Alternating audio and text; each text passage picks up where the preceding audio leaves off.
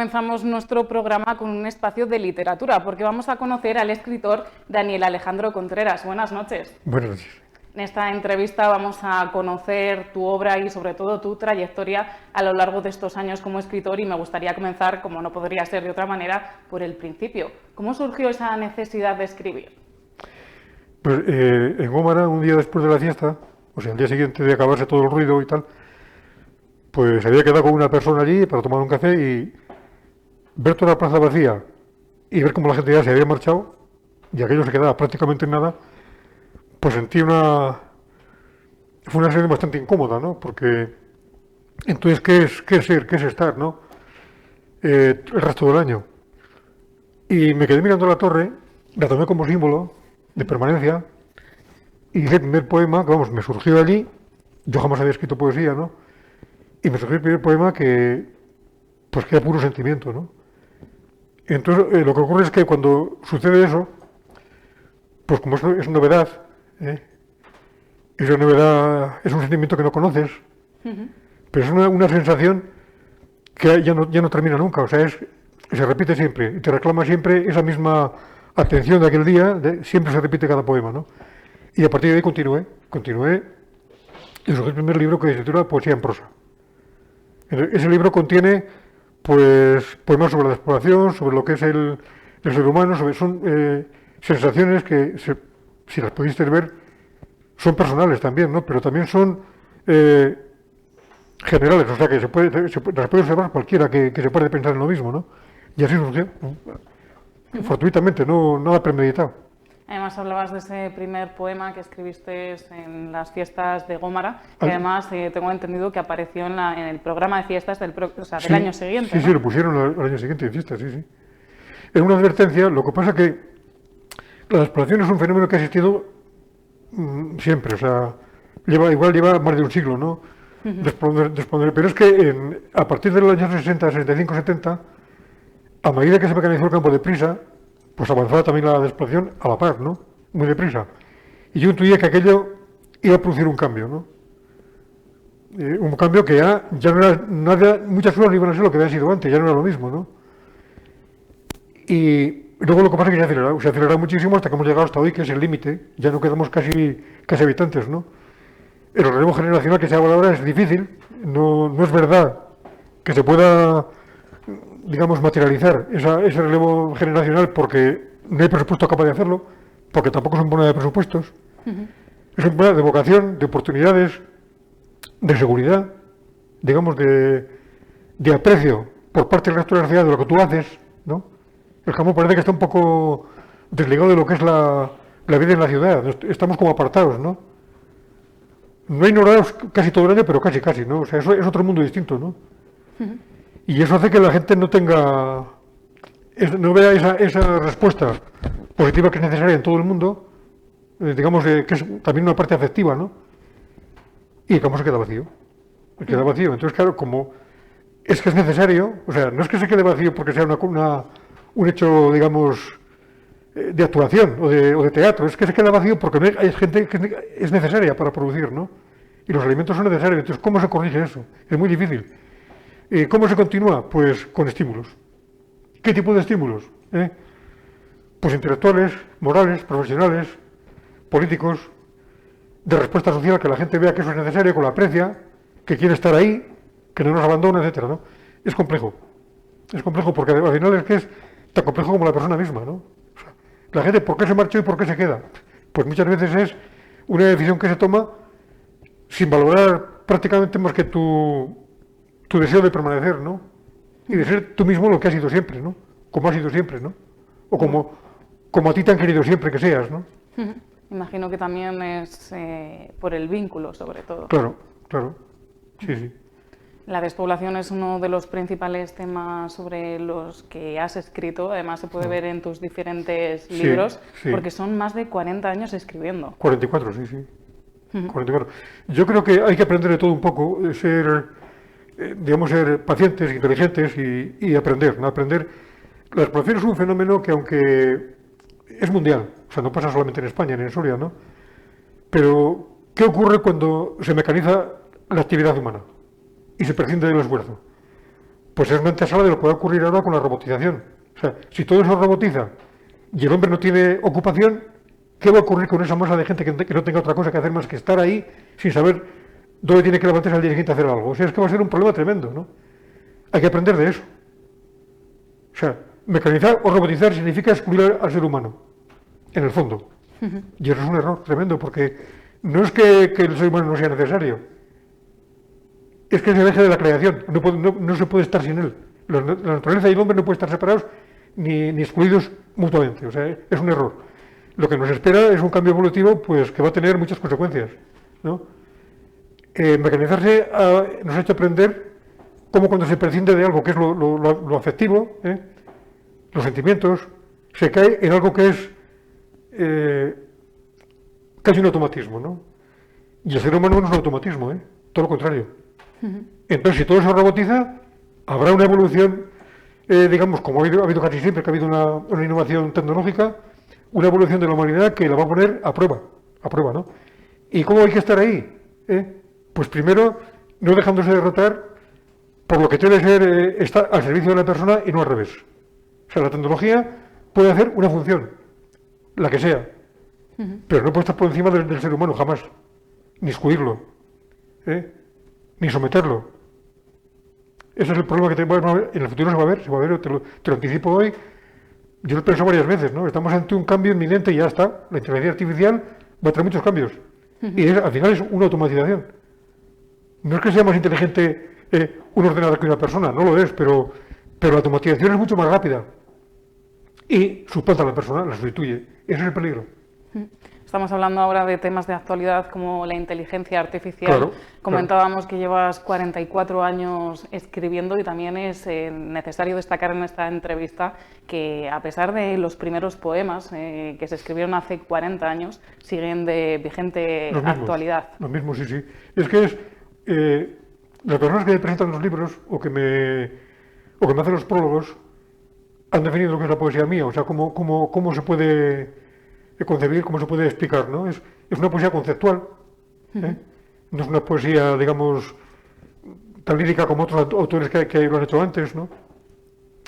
Es una poesía de todo tiempo, de todo espacio, ¿no? Y como ha hecho recientemente aquí, es una poesía en estado puro. O sea, yo en la poesía no busco, digamos, un adorno, digamos, literario, simplemente literario, sino el fondo del pensamiento, ¿no? La autenticidad del pensamiento. Es lo más importante para mí. Entonces, es una poesía conceptual, claro. Esa es la cuestión. Y sobre todo, como decir, intemporal. ¿No? Intemporal, que es lo más importante. O sea, lo que trasciende, lo que puede tener aplicación siempre, ¿no? Que invite a la reflexión, ¿no? Al conocimiento de sí mismo, ¿no? Y ver en los sentimientos lo que es la esencia de la persona, que es lo que importa. O sea, la persona no vive aislada de los sentimientos suyos ni de los ajenos. El sentimiento es la forma de ser y de estar, ¿no? Lo cual es en síntesis la persona misma. Sí. Destacabas anteriormente tu primera obra, Poesía en prosa, que fue publicada en el año 1996, si no me equivoco. Sí. A lo largo de todos estos años han visto la luz diferentes obras. ¿Cuántas en total, Daniel? Pues hasta este libro que tenemos aquí son 14. Otros dos que tengo en la imprenta, otro que tengo para presentar y el que tengo encima de la mesa, o sea que 17. Pues antes de conocer tus próximas obras, me gustaría centrarnos en esta, claro. Un país en el alma, que se puede encontrar en estas páginas. Pues hay poemas muy breves, pero muy intensos, ¿no? He aumentado el número de sonetos, la cantidad de sonetos. ¿Por qué? Pues porque la poesía es una forma de expresión exigente, ¿no? Aunque sea en verso libre, es exigente, ¿no? Y sobre todo cuando tratas de concentrar lo que tú sientes en pocos versos, en pocas palabras, es más exigente todavía, ¿no? Entonces para mí era enfrentarme a una dificultad que quería vencer yo por mí mismo para decir, bueno, soy capaz de hacer un soneto como lo hacían los clásicos, ¿no? Por ejemplo, pues Garcilaso, López, etcétera. O un amigo mío, Delfín Hernández, que es un gran poeta de Soria, ¿no? Y digo, voy a intentarlo, y lo he intentado y hago sonetos. O sea, este libro tiene sonetos y los siguientes tienen más sonetos todavía. El soneto es una forma precisa, muy concreta, de una rima la más difícil de conseguir, pero es de una belleza casi indescriptible, ¿no? O sea, cómo en pocas líneas se puede enunciar algo, visible e invisible, cómo se puede desarrollar, argumentar y cómo se puede concluir al final del soneto. O sea, es difícil por eso, pero se consigue. Lo he conseguido, gracias a Dios, y estoy contento por eso. O sea, es paz lo que siento cuando hago un soneto, mucha paz. Cuesta, porque cuesta conseguirlo, ¿no? Habría que tener un vocabulario mucho más amplio que el que tengo yo. Por ejemplo, yo no soy de ciencias, no soy de letras, y el vocabulario es muy importante. Para escribir es importantísimo, para los sonetos más todavía, porque hay que encajar palabras en cada espacio de una manera concreta, sin que sobre ni que falte nada. El soneto es difícil, pero es la mayor belleza poética, ¿no? Esther me lo decía, Esther Vallejo, que me presenta los libros, decía, el soneto es el máximo de la poesía. Y Delfín lo define en sus libros, que es lo más brillante de todos en poesía es el soneto. Y a mí creo que he llegado a eso, y lo estoy haciendo, sonetos que son ya pues, casi más líricos que el resto de la poesía que hago, aunque sean abstractos, ¿no? Un soneto abstracto es más difícil que un soneto lírico, por ejemplo, ¿no? Porque la abstracción, tú en primer lugar te fijes a ti que la abstracción sea pura, pero que la lee, cuando lo lea va a encontrar diferentes significados, ¿no? También abstractos. Esa conexión autor-lector de forma abstracta va a requerir un esfuerzo adicional, pero merece la pena. Merece la pena, ¿no? Porque es que es la belleza de la palabra por sí misma, sola, sin ruido, sin nada, el silencio puro, ¿no? Y la soledad auténtica, ¿no? Es decir, cómo todo eso se puede concretar en una... No es un mensaje siquiera, es que es una actitud, ¿no? Una vocación, una forma de ver e interpretar, ¿no? El soneto para mí es, digamos, la cumbre de la poesía, la cumbre, sí.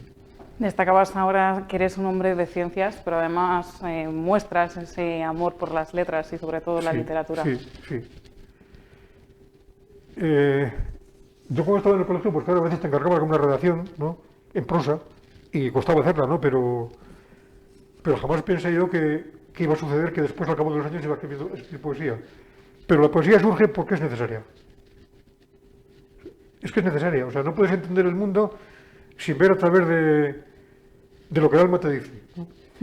O sea, el alma te busca a ti, te exige mirar, te exige ver, te exige entender, ¿no? Y la poesía es eso. Es la acción del espíritu sobre la mente, sobre el alma, sobre el cuerpo, o sea, es una interacción, digamos, de lo material a lo místico, de lo material a lo espiritual, que es como el ser humano comprende lo que es trascendente, ¿no? Lo que merece la pena. Porque pervive, no es una cosa, digamos, finita o caduca, ¿no? Para mí es lo más importante de la poesía, es sentir como algo puede prevalecer independientemente de quién lo diga o cuando lo diga, es siempre. La poesía te llega, te busca, pero ¿cómo llega a ti también la inspiración? Pues porque la inspiración quiere, te busca. Sí, es un don, o sea, te busca a ti por el motivo que sea. Yo he encontrado a veces alguna explicación, pero no sé cómo te dirías, y a veces el mundo te priva de cosas que tú creías que eran tu camino, ¿no?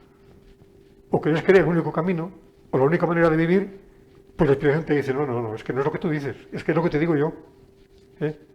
Explora este área, explora esto, trabaja esto, ¿no? Piensa en esto, siente esto, exterioriza esto. O sea, no es el camino que tú habías trazado para ti mismo, únicamente profesional, ¿no? Y para mí es un misterio, o sea, cómo te va conduciendo, cómo te va sacando posibilidades que tú no conocías, y es como si el pozo que has ido tú dejando después de tu actividad, queda un pozo ahí de lo que has germinado, de lo que ha sucedido y tal, ese pozo te lo levanta la inspiración, te lo remueve, ¿no? Piensa en esto, ¿por qué te olvidaste de aquello? ¿Cómo lo dijiste entonces? ¿Por qué no lo dices ahora? Etcétera. La inspiración tiene su forma de atraer, ¿no? Y de condicionarte también, o sea, no suple tu falta de voluntad en ese sentido por la suya, ¿no? Para mí es más importante que la mía, ¿no? Ya lo creo. Hablábamos antes de que has escrito sobre diferentes temáticas como el campo, la despoblación, por supuesto Soria, pero también de personajes ilustres sorianos. Sí. Yo, por ejemplo, he escrito sobre Delfín, por ejemplo, le hice un soneto a Delfín, lo podemos leer si quieres, porque él decía en el 2002, en el 2000 creo que era, un soneto referido a la despoblación. precioso, ¿no? Muy emotivo, muy, digamos, muy casi sangrante, ¿no? Pero con bondad, o sea, con un lenguaje poético con bondad, pero con lucidez, pero con realismo, ¿no? Yo un día me atreví a contestarle, lo tengo aquí, y se lo mandé a él, o lo vio él, ¿no? Y lo puse en este libro. O por ejemplo, Pepe San. En un libro de Tercera Llama está puesto Pepe San como me acompañaba algunas veces a presentar libros y tal, ¿no? Otros actores, por ejemplo, como poetas amigos míos, o artistas, o escultores, ¿no? Que veo en su obra, pues una... Es lo mismo que te digo yo, es el arte en sí mismo, ¿no? ¿Qué es el arte? El arte es la expresión, digamos, más noble del ser humano, ¿no? Entonces, todo eso es lo que me ha hecho ya ver en cada momento lo que poner mi atención, el foco ahí, compenetrarme con eso, y decirlo. Son personajes para mí, pues llenos de cualidades, ¿no? Incluso creo que hay una anécdota curiosa con Sí. María Reyes, Miss Soria y Miss España. Sí, sí. Esta chica se presentó en Miss España, yo la veía muy jovencita, ¿no? Y digo, vamos a darle ánimos porque tiene que estar preocupada, ¿no? Y hago ese poema que le hice breve, puesto en poesía en prosa, y mi amigo Praxedes, que estaba entonces en el periódico, el Heraldo de Soria, creo que era, o el Soria semanal, y lo dijo, un soriano hace un poema o sea, a María Reyes y tal, pero no dijo mi nombre, ¿no? Y cuando salió elegida, pues ha sido fulano de tal, ¿no? Su humor. Después la conocí en persona, le llamé, se lo dije, mira, tienes este poema porque vi que estás preocupada, y me dijo, no, es que no era para menos. Era muy joven, ¿no? Y después la conocí en persona, muy agradable, y, en fin, nos alegramos de ese hecho como una anécdota y nada más, eso es. Pero era un momento, digamos, para Soria bueno, porque daba a conocer Soria, ¿no? Era bueno, sí.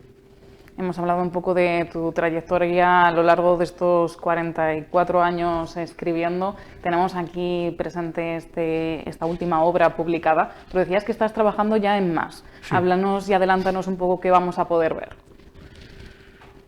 Pues, por ejemplo, tengo uno que será cuando lo presente, que es La palabra habitada, por ejemplo, que para mí, al reflexionar sobre lo que es la esencia de la palabra, o sea, a la vez que haces poesía, observas, ¿no? Analizas y ves la profundidad de lo que es la pureza de la palabra en sí misma, como lo que contiene, lo que es capaz de decir, ¿no?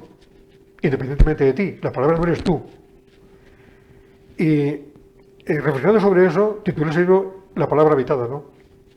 Entonces Esther Vallejo me dice, es que había un filósofo en Suiza que tenía su padre que tenía una empresa, pero se marchó a Escocia, se metió en un monasterio y dedicó su vida a escribir sobre lo que era la palabra habitada en el sentido de la conciencia, del significado de la palabra en sí misma, de la etimología de lo que es la palabra como digamos casi como ser vivo, ¿no? Esos son todos los libros. Otro que tengo es El poder del silencio, por ejemplo, también lo mismo, ¿no? A la vez que haces poesía te das cuenta la importancia que tiene el silencio y la soledad, que son dos aspectos que el alma lo requiere para sí misma, o sea, no puedes escribir con ruido, ¿no? Y el alma te dice, no, ven conmigo aparte, ven aquí, abstráete todo lo demás, que lo importante es lo que tú vas a obtener de lo que observes, de lo que veas, de lo que sientas, ¿no? Y ese es otro de los libros, ¿no? Otro que tengo para presentar próximo es Génesis poética, por ejemplo, es el próximo que presentaré, y ya es lo mismo, o sea, la poesía es un acto creativo, es una acción creativa, ¿no? Toda la poesía, toda, no la mía, toda, ¿no? Con lo cual, si es creativo es que es una génesis, es una forma de hacer nacer algo que antes no existía, ¿no? O no estaba en tu poder, no la manejabas tú. Y lo digo, génesis poética, ¿no? También tiene más sonetos. Y ahí en eso se ve que voy más a la abstracción, porque es la pureza del concepto, la pureza de la creación creativa. Y luego el que tengo encima de la mesa, que se titula Poética, solamente Poética. ¿Ya tienes fecha para próxima presentación de alguna de estas obras? Pues estoy pendiente de que me digan estos amigos míos cuándo pueden venir, porque claro, uno tiene problemas de una forma, otro de otra, otro está en el extranjero, que da conferencias en todo el mundo, aunque está jubilado, otro está en Pamplona, pero es también escritor y también pues tiene su tiempo, o sea, dependo de varias personas, pero en cuanto podamos, estaré encantado de venir a Soria, encantados. Pues estaremos pendientes entonces de sí, próximas citas y presentaciones para seguir descubriendo todas tus novedades. Por supuesto. Muchísimas gracias, Daniel Alejandro, por hablarnos de toda tu trayectoria escribiendo y por acercarnos esta última obra sobre todo. Sí. Y me gustaría terminar esta entrevista leyendo uno de tus versos, si te parece. Sí, por ejemplo, este que me decías antes.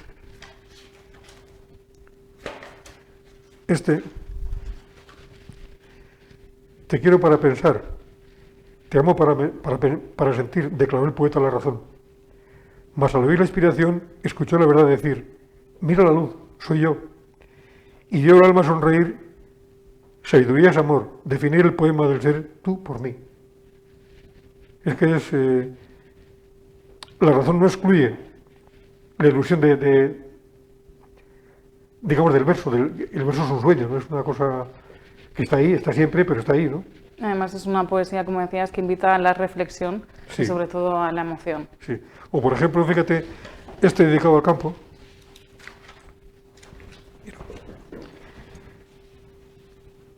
Dice que no se nos pida. Ni surcos ni caminos fueron fino destino, 1000 veces recorridos. Si es silencio vivido, vocación, saber sostenido, fe, vida y motivo, oír, escuchar el latido, ser, razón sin olvido. Mañana de ayer, creído, futuro haberlos tenido, esperanza y verdad queridos, por la soledad crecidos. Y no fueron fino destino, ni surcos ni caminos 1000 veces recorridos. Que no se nos pida olvidar lo que aprendimos, que no se nos pida ignorar lo que sabemos, que no se nos pida perder el valor tan sencillo, que no se nos pida de la libertad excluidos, vencidos, que no se nos pida el sinsentido de borrar, amor, recuerdos y conocido, el pensar y sentir, como siente el pensamiento, que no se nos pida dejar de serlo. Estelas en la luz, infinitos poemas sin ser escritos, alma, inspiración y versos nuevos, que no se nos pida la necesidad, negarse y no producir alimentos, que el bien no acepta, es certeza, ser destruido hace milenios. Eso, por ejemplo, es el campo, ¿no? No sé si te acuerdas de este que título Verso, por ejemplo.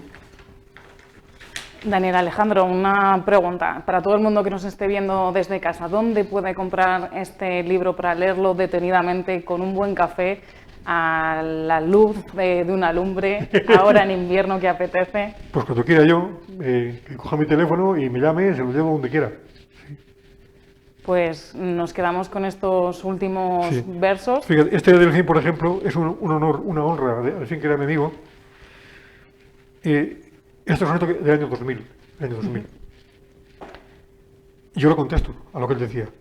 Citaba Delfín como sabía, presentía el campo abandonado, y signo arado, oxidado, sin surco a la tierra herida.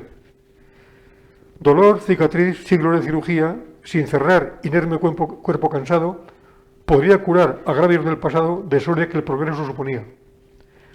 Mas, yermo el silencio, callado el valor curtido antes, no debía sentir el frío helado, desangrado. El tiempo, soledad sin ser amado, por la luz viva, eterna poesía, con versos del alma no olvidado. Pues nos quedamos a la despoblación. Con este último poema a la despoblación. Sí. Muchísimas gracias, Daniel Alejandro, por habernos acompañado esta noche y nada, esperamos pronto poder volver a hablar contigo. Aquí había uno muy breve, perdona, este lo leyó Esther en la presentación de este libro porque le sorprendió la brevedad, pero la intensidad del poema. Poema conceptual, verbo y palabra, acento esencial, presencia, verdad, principio y eternidad, ser sobre la nada. En la página 18. El poema, si es, cuanto más breve a veces es más contundente, ¿no? Llega más, además. Exactamente. Es un libro, yo creo que se ha alcanzado cierta madurez en lo que es la concepción del poema, cómo se expresa, cómo se reduce al mínimo el número de palabras para decir lo que hay que decir. Es la virtud de la inspiración, no mía. Pues animamos a todo el mundo a que lea esta obra, Un país en el alma, y ahora nosotros, si te parece, continuamos ya nuestro programa cambiando de tema, porque vamos con ciencia. Muchísimas gracias, Bien, Daniel pues, Alejandro. A vosotros.